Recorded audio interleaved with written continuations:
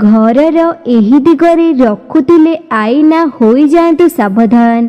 घर को आसीपारे बड़ विपद। आम द्वारा एमिति किछि मध्य भूल न हो जाऊ जहा फल आम घर को दरिद्रता और अशांति आगमन होई जिवो। घरर छोट छोट जिनिस को जदि आपण ठीक स्थान रे न रखितंती तेबे जहा हुए तो आपण घर को बड़ बड़ विपद नहीं आसी जाई पारे। तेणु आज आमे घरे लगाउथिबा आईना अर्थात दर्पण विषय रे किछि गुरुत्वपूर्ण सूचना देबाकू जाउछु। तेबे आईना को घरर केउठी लगेइबाकू वास्तुशास्त्र अनुसार उचित बोली धरा जाइथाए। एहा छड़ा घरर केउ स्थान रे आईना लगाइबा द्वारा घरर सब सुख शांति नष्ट होई माटी रे मिसि जाइथाए से संपर्क रे आपणकर निहाती ज्ञान थिबा दरकार।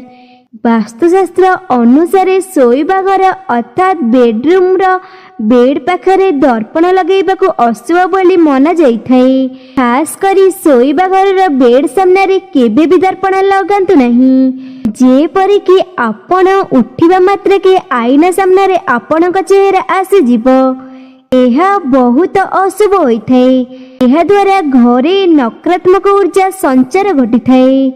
जदि आपण मानकु बाध्यतामूलक भाबी शोइबा घरे दर्पण लगाइबाकू पड़ुथाए तेबे आपण माने राति रे शोइबा समय रे सेही आईना उपरे एक कपड़ा पकई देबा पाई पड़िबो।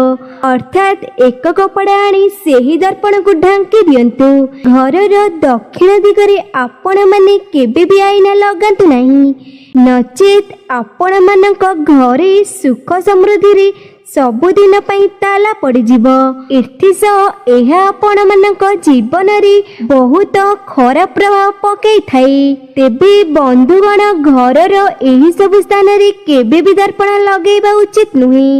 जदि दर्पण सेही स्थान रे लगेबाकू पड़ुथाई तेबे सावधानी सह सेथि प्रति थिबा सब नियम मध्य आपण मानकू मानिबाकू पड़िबो।